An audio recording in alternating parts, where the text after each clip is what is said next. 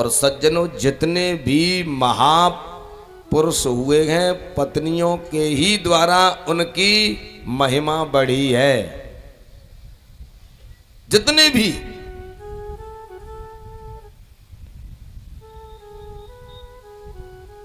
आज हम भगवान श्री राम की पूजा करते हैं। आज पूरे भारत वर्ष में भगवान श्री राम के मंदिर हैं, राम की हम आराधना करते हैं। किसके कारण? माता सीता के कारण।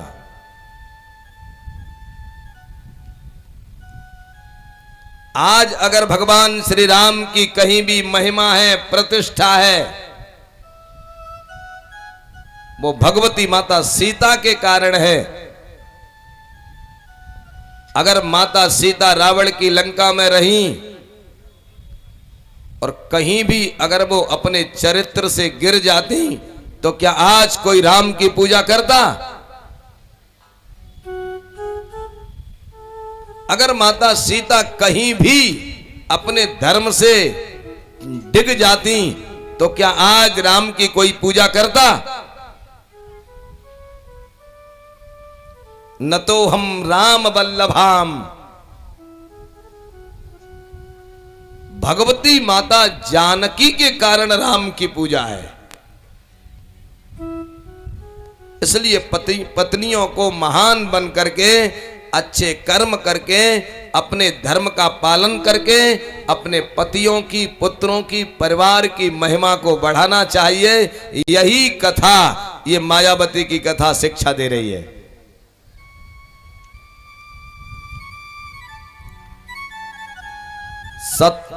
इसके बाद में एक राजा सत्राजित की कथा। आसीत सत्राजिता सूर्यो भक्तस्य परमः सखा, प्रीतस्तस्मै मणिं प्रादात् सूर्यस्तुष्टः शमंतकम्। एक सत्राजित नाम का राजा था। ये सूर्य का बड़ा भक्त था और सूर्य ने प्रसन्न होकर के इसको एक स्यमंतक नाम की मणि दे दी और इस मणि में से 2.5 बार सोना प्रतिदिन निकलता है। और सज्जनों ध्यान देना, ये मणि जहां रहती है वहां दुर्भिक्ष चमार्यरिष्टानि सर्पाधिव्याधयो शुभाः न सन्ति मायिनस्तत्र यत्रास्ते भ्यर्चितो मणिः। ये मणि जहां रहती है वहां दुर्भिक्ष नहीं पड़ता है, वहां अकाल मौत नहीं होती है, वहां सर्प का भय नहीं होता है, वहां अरिष्ट नहीं होते हैं, अकाल मृत्यु भी वहां नहीं होती है। ध्यान देना इस कथा पर। एक दिन राजा सत्राजित इस मणि को पहन करके यदुवंशियों की सभा में आया। यदुवंशियों ने सोचा सूर्य नारायण आ गए हैं, लेकिन भगवान तो जानते हैं ये सत्राजित है। बड़ा आदर सम्मान हुआ इसका। भगवान बोले, अरे भैया सत्राजित, तुम्हारे गले में जो स्यमंतक मणि है इसको तुम हमारे राजकोष में जमा कर दो। इसमें से प्रतिदिन जो 2.5 बार सोना, 8 बार सोना निकलता है, इसको हम धर्म में लगा दिया करेंगे। इससे हम प्रजा की वृद्धि करेंगे, यज्ञ करेंगे, दान करेंगे, पुण्य करेंगे, गरीबों का हित करेंगे, गौओं की रक्षा करेंगे, यज्ञ करेंगे।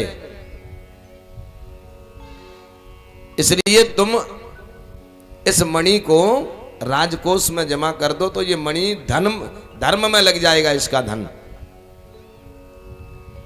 लेकिन महाराज इस सत्राजित ने वो मणि कृष्ण को नहीं दी। लौट करके घर आ गया। काफी दिन निकले। एक दिन इसका भाई प्रसेन इस मणि को पहन करके जंगल में चला गया, घोड़े पर बैठ के। वहां एक शेर आ गया, शेर ने घोड़े को भी मार दिया, प्रसन्न को भी मार दिया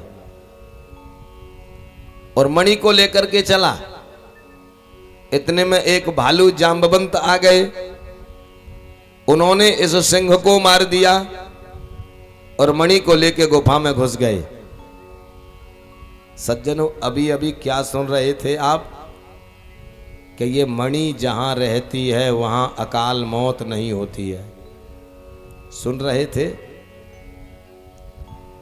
और अब इस मणि को जो लेता है उसी की अकाल मौत हो जाती है। कहां चला गया इसका वो, इसकी शक्ति, इसकी महिमा। जाम्बवंत ने ली तो जाम्बवंत से भी दास और स्वामी का युद्ध हुआ। अब इस मणि का असर कहां चला गया? इस मणि का असर रहा, लेकिन कब तक रहा? जब तक कृष्ण ने इस मणि को मांगा नहीं था तब तक। और जब राजा सत्यजित ने इस मणि को धर्म में देने से मना कर दिया, उसी क्षण इसकी वो शक्ति समाप्त हो गई। क्योंकि जो धन धर्म में नहीं लगता है वो धन पतन का कारण बन जाता है। इस मणि के उस धन को, सोने को धर्म में लगाने से मना कर दिया सत्यजित ने। इसलिए सज्जनों, अगर धन को सुरक्षित रखना है तो कभी कभी धर्म करते रहो उस धन के माध्यम से।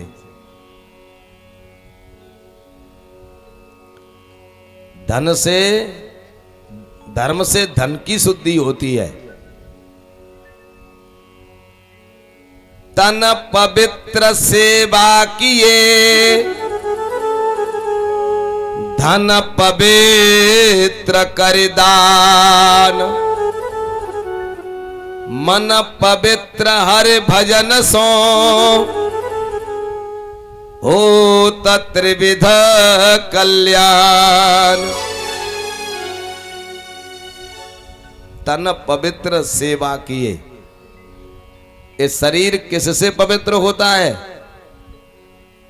कोई कोई कहता है जितने महंगे साबुन शैम्पू से नहाएंगे उतना ही ज्यादा पवित्र हो जाएगा। ध्यान देना, साबुन और शैम्पू से हम शरीर को चमका सकते हैं लेकिन पवित्र नहीं कर सकते हैं। तन पवित्र सेवा किए, ये शरीर तो सेवा करने से पवित्र होगा। अगर किसी पुत्र ने अपने माता पिता की सेवा कर ली है तो उस पुत्र का शरीर पवित्र हो गया। अगर किसी बहू ने सास ससुर पति की सेवा कर ली है उस बहू का शरीर पवित्र हो गया। और अगर किसी शिष्य ने गुरु की सेवा कर ली है तो उस शिष्य का शरीर पवित्र हो गया। और अगर किसी जवान ने किसी बुजुर्ग की सेवा कर ली है तो उसका शरीर पवित्र हो गया। तन पवित्र सेवा किए, ये शरीर तो सेवा करने से पवित्र होगा। तेल और साबुन से हम इसको चमका सकते हैं, पवित्र नहीं कर सकते हैं। और धन पवित्र करे दान, और धन तो दान करने से पवित्र होता है। लेकिन भैया दान करना बहुत कठिन काम है। और नहीं तो देख लेना, कभी कभी दान देने के लिए जेब में से पैसा निकालते हैं तो महाराज शरीर थर थर कांपता है। कितनी कठिनाई होती है दान करने में। एक बहुत धनवान सेठ जी थे, दान पुण्य नहीं करते तो लोगों ने बहुत कहा उनसे, भैया तुम कुछ करो महाराज, बहुत पैसा है तुम्हारे पास। लोग बार ज्यादा पीछे पड़ गए तो सेठ जी ने मन बनाया अब तो कुछ करना पड़ेगा। तब महाराज वो तिजोरी के पास पहुंचे, तिजोरी खोली महाराज, सोने चांदी के उसमें तो महाराज बड़े बड़े सिक्के रखे हैं। तिजोरी खोली और ये आंखों में आंसू भर के रोने लगे, मैंने तुमको कितनी कठिनाई से इकट्ठा किया है, लेकिन क्या करें, ये लोग मुझे जीने नहीं दे रहे हैं, दान करो दान करो दान करो। अब तो मुझको और तुझको अलग होना पड़ेगा। जैसे तैसे हिम्मत बना करके तिजोरी में से एक चांदी का सिक्का निकाला, मित्र मुझे क्षमा कर देना, आज तू मुझसे अलग हो रहा है।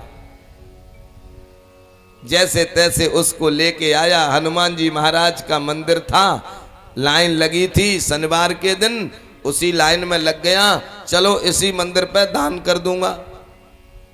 गर्मी का समय है, बहुत देर बाद नंबर आया, तब तक वो सिक्का मुट्ठी में पसीज गया, पसीना आ गया। जैसे ही मुट्ठी खोली उसमें पसीना है। सेठ जी महाराज बोले, अरे भैया तू मुझसे अलग होने में रो रहा है, तू भी रो रहा है, तू भी मुझसे अलग होना नहीं चाहता है, और जब तू मुझसे अलग होना नहीं चाहता है तो अब दुनिया कुछ भी कहती रहे, मैं तुझे अपने से अलग नहीं करूंगा। मुट्ठी मारी और लाके तिजोरी में ही रख दिया। बड़ा कठिन है दान करना।